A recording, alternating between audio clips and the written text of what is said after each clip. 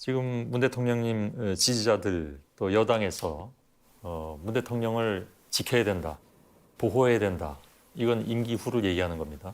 그런 얘기들이 나오고 있는데 거기에 대해서는 어떻게 그럼 받아들이십니까? 그러니까 선거용이죠, 뭐.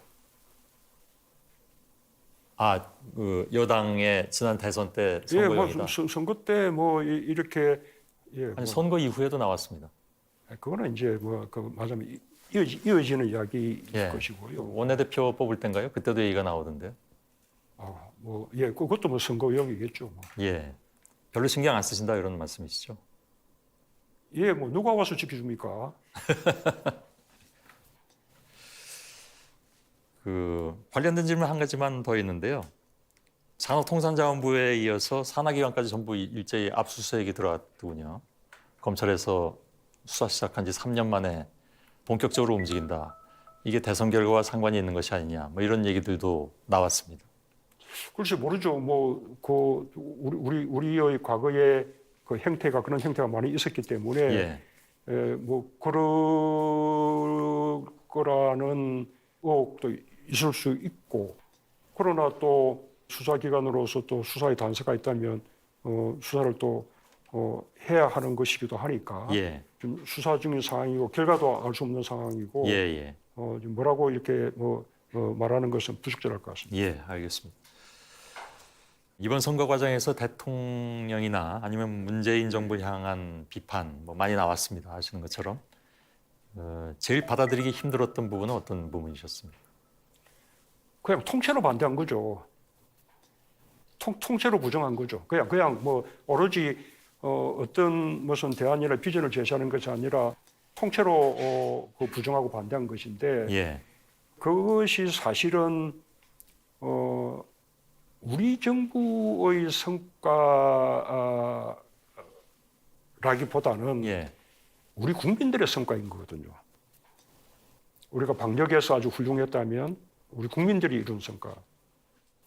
우리가 코로나 위기 상황에서도 가장 빠른 회복을 이루면서 말하자면 이제 세계 10위권 경제 대국이 되고 누구나 이제 인정하는 나라, 뭐 지난 70년간 가장 성공한 나라였다고 평가받는 나라.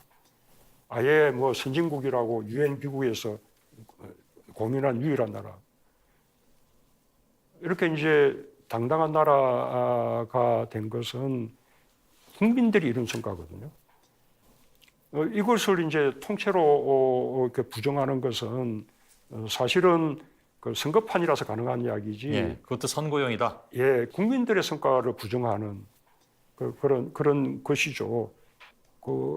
그냥 선거용으로 끝나기를 바랍니다. 예. 왜냐하면 모든 정부의 정책은 거의 대부분은 그냥 쭉 이어지게 돼요.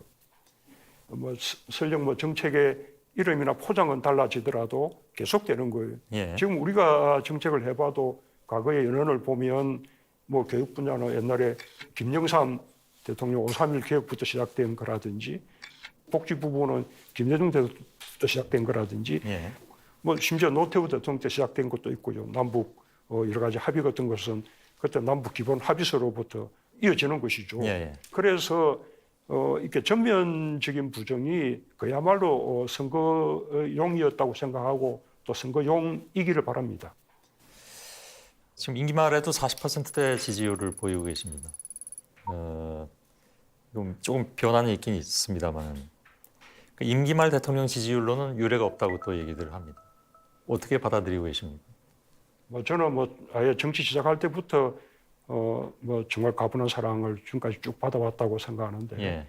그런 국민들께는 정말 감사드리는 마음이고요. 그러나 지지율이라는 것은 더덥지 않겠습니까? 예. 심지어 정권도 교체됐다는데 내가 지지율이 높다면 그건 무슨 소용입니까? 이 말씀을 드린 이유는 이른바 이제 늘 문재인 정부 내내 얘기가 되었던 팬덤 정치의 문제이기도 합니다. 그것이 이제 예를 들어서 건강한 비판을 막는다면 그것이 좀 문제가 되지 않겠느냐. 그래서 이번 정권 재창출에 실패한 이유 중에도 너무 지나친 팬덤이 경계에 있는 사람들을 다시 말하면 이제 흔히 중도층이라고 얘기하기도 합니다만 그런 분들을 멀리하게 된 결과를 빚게 된 것이 아니냐라는 분석이 굉장히 많이 나왔습니다. 글쎄, 그거는 제가 선수가 아니었다는 말씀을 우선 드린 바가 있고, 예, 말씀하신 그대로 지지층들이 다양할 수 있죠. 예. 아주 열성적인 지지자들이 있을 수 있고, 그런데 진정한 지지는 말하자면 이제 확장되게 하는 그런 지지여야 되는 거죠. 그래야 되겠죠. 오히려 좁히고 뭔가 배타적이 되고 생각이 다른 사람들을 거리를 두게 만드는 그런 지지는 지지하는 사람을 위하는 지지가 아닌 거죠. 그래서 사실 흔히 얘기하는 팬덤 밖에 있는 사람들은 그래서 좀 비판적이 될 수밖에 없는 그런 구조. 물론 그 조직에 있는 사람들은 우리가 뭘 배타적이야라고 얘기할 수도 있겠지만 그 바깥에 있는 사람들이 그렇게 느끼면 동조하기가 점점 어려워지는 그런 현상. 오히려 이렇게 대선이라는 과정은 이른바 이제 지지할 수 있는 사람들은 다 총집계를 하는 것이죠. 그 사람 꼴 보기 싫어서 지지 못해. 나는 이런 사람은 별로 없을 거라고 생각합니다. 문제는 이제 그게 내부의 경쟁에서 문제죠. 내부의 경쟁에서 자기 후보가 더 잘한다는 정도를 넘어서서 상대의 그 후보를 막 이제 비난한다든지 그러면 또 후보자들 간에 거친 감정, 그게 문제지. 제가 말씀드린 것은 비단 선거 국면에 국한시켜서 말씀드린 것은 물론 아니고요. 그러니까 지난 5년이라면 5년 그 기간 동안에 합리적 비판자들이 제도를 비판하지 못하게 만들었다. 그렇기 때문에 정책에 있어서 아니면 어떤 정치적 판단에 있어서 잘못된 길을 택한다 하더라도 그것을 수정 내지는 교정할 수 있는 기회가 그만큼 줄어들었다. 무교점의 정부라고 말씀하시진 않으실 테니까. 나는 그렇게 이야기하면 문제의 본질을 굉장히 이상하게 돌리는 것이라고 생각해요.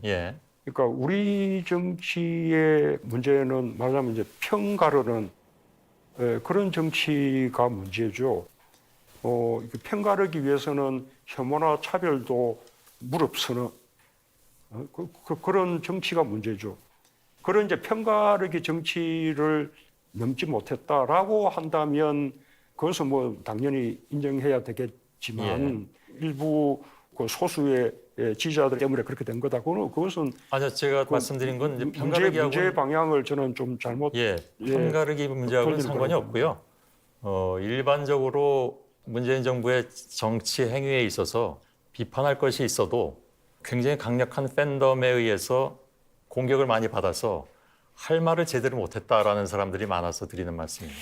그 부분은 제가 누누이 이야기하지만 진정한 지지자라면 자기가 지지하는 사람들의 지지를 확장시켜주는 지지여야 되는 거죠. 이 지지를 오히려 좁히고 가로막는, 확장을 가로막는 지지라면 이것은 진정한 지지가 아닌 거죠.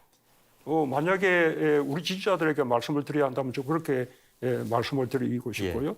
정치 발전을 위해서는요. 알겠습니다.